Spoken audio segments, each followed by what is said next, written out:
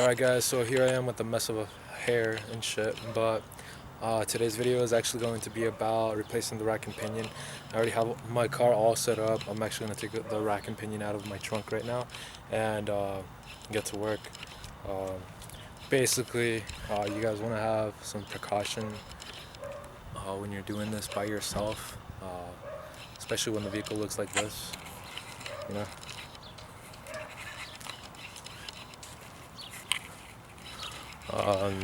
Let's see what I have.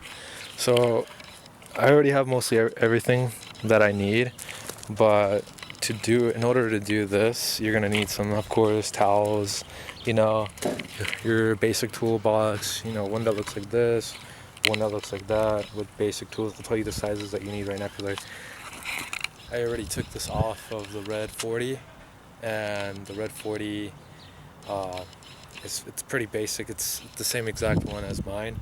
All I have to do now is just tell you the millimeter bolts and sockets that you need and ratchets. And we're gonna drain all the fluid out into something. It's like a little pan that we have down there. Let's see. Well, the reason why I'm replacing my rack and pinion is because that rack and pinion that I have right now installed, it's currently leaking, and it's been leaking over time. I've been putting it off for over about a good while now, and didn't have the money to get a rack and pinion, so I took it off the red 40, and I noticed that it wasn't leaking, so that's what I'm putting to use right now. So you basically want to have it set up like this, where you have something keeping the rear wheel stuck in place. You want to have extra safety, like a tire or a rim underneath the car, your jack stands, your floor jack ready and handy, and you want to have another tire as well, or another wheel as well underneath the car. Basically there, that way if you're on your own, the car doesn't fall on you. Not quite if the jack stands fail, you know. So I'm just gonna take out the rack and pinion that I have in the trunk. Now it's just been sitting back here. I did clean it up and wash it up a while ago, but ever since then it's been just sitting back here.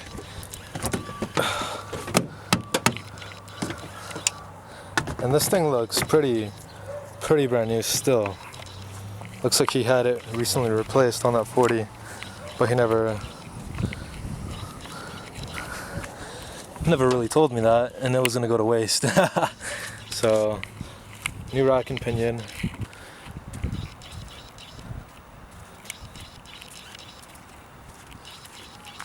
Now, I am by myself today. Now, I always am in every video. So, just bear with me. I'll go ahead and get underneath the damn car. Set up this shit. It is hot as hell, by the way. So we're just gonna set that up like that. Alright, so right now I'm actually at the left side wheel area, or the wheel well. I'm actually here. So here's the left part of the rack and pinion, and here's the nut that connects the fucking rack and pinion to the knuckle, which a lot of you guys know it as. You're gonna want to remove, of course, the pin, which I'm holding here in my hand, if it autofocuses correctly. You want to remove this guy, and the only reason why I still have it really straight is because I straightened it out and I'm gonna reuse this. I would not recommend you guys reusing this pin. So you're gonna want to take it out with needle nose pliers or cutting pliers and remove it out. It's gonna be actually like in between here and the hole, but you get what I'm saying. Remove that, put it somewhere safely if you are gonna reuse it, but I would not recommend reusing it. I already loosened it, and this one is actually an 18 millimeter size bolt, so I used a wrench and I loosened it up already, and I left it flush with the bolt, because some of these do end up seizing up. You're gonna want to hit it with a hammer or a mallet or a rubber mallet, and just to loosen it up and have it loose and ready for it to come off. Now I'm gonna go to the other side and do the exact same thing. Okay, so now I removed both pans, loosened up the nuts, and I loosened up the rack and pinion on this side, and I already did the left side. Now I'm actually gonna go underneath the car. This guy's loose. I don't know if you guys can hear that. That guy's loose. She's ready to come out. As you can see why it was leaking. The whole time, the reason why this rack and pinion was leaking is because of that right there. You can tell that crack. This is the reason why it's leaking. I thought it was because of something else, but then I came to realize that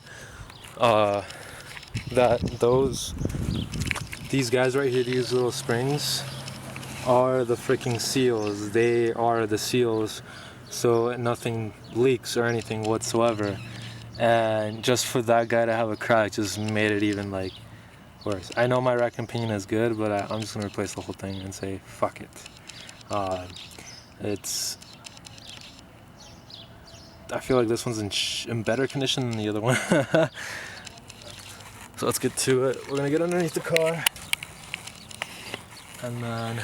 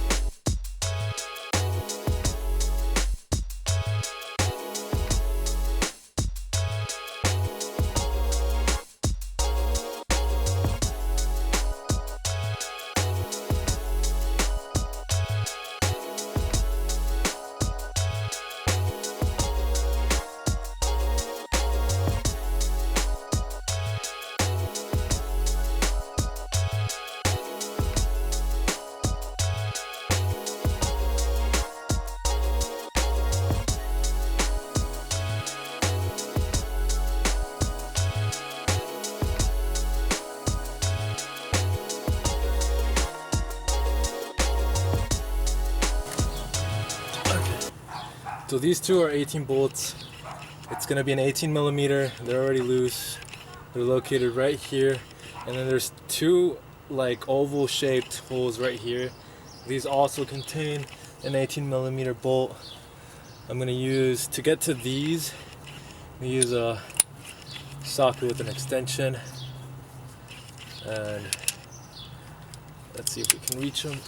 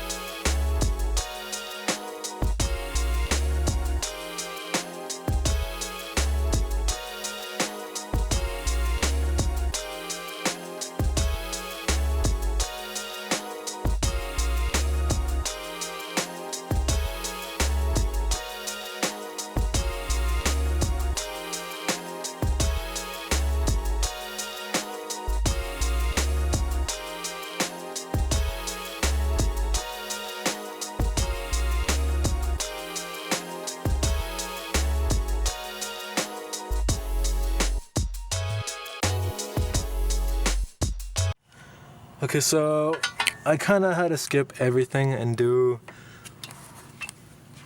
everything by myself without recording. But main thing is when you're doing your rack and pinion, the main thing what you want to do, and I should have mentioned this in the beginning of the video, because this is what I did. When I still had the wheels on, I set the wheels straight and the wheel straight and the steering wheel straight. And right now it's straight. It's in that locked. I left it in that locked position. As you can see, it's straight and it doesn't move left or right completely. It's locked. So this is one of the techniques the mechanics use to replace your rack and pinion. Of course, the key comes out and the steering wheel locks in place. Now, you would want to straighten out the wheels and straighten out the wheel as well first, and then jack up the car and then take off the wheels, and you make sure that this ain't going anywhere. After that, you would want to loosen these up, of course. This is this would be 18 millimeter. Same with the 4 bolts holding in the rack and pinion. Same thing with the bolts holding in the rack and pinion are 18 millimeter as well. Okay, you would need a ratchet with an extension and the 18 millimeter socket. Let's go underneath the car. Now, I know you guys can barely see anything. The two main lines that you would want to disconnect for the power steering fluid that goes into the rack and pinion are the ones on the left. Okay, because these are still connected to the rack and pinion on the far right. And as I mentioned before, the main bolt that's holding the steering column, I don't know if you guys can see that, it's way too dark, but it would be a 12 millimeter bolt, so you need a 12 mil wrench. I would go with the socket with the ratchet, but if it doesn't fit because of the not the O2 sensor, but the fucking this pipe right here is in the way, so I went with the wrench, and I took it off.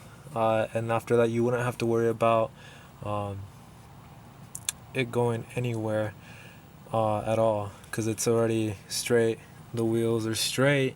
And as I mentioned before, these guys, when this is off, when the rack and pinion is completely off, if you don't move this and you left it where the wheels are straight, you should have no issue with it whatsoever. You should have no issue with it whatsoever, as long as you don't move the, this whole column to the left or to the right. You should be Gucci. But after that, you don't have to worry about the rack and pinion moving from left to right, because either way,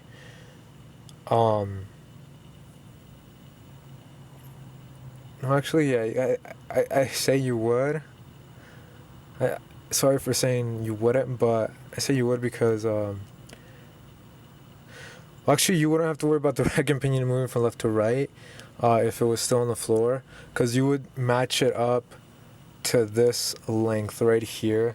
You would match it up to this length, because this would be still straight and this would be that would still be straight, and you would use your other rack and pinion as well to match it up, and then it's there, and practically everything else would be just installing.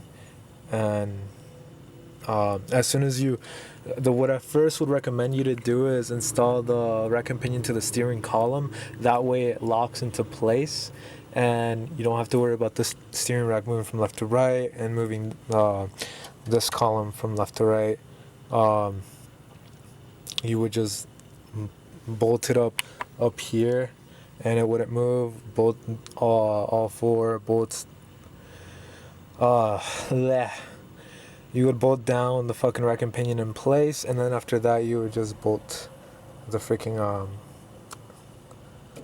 I forgot what this is called down. Oh well. But this is such a shitty video. I'm not even gonna upload it.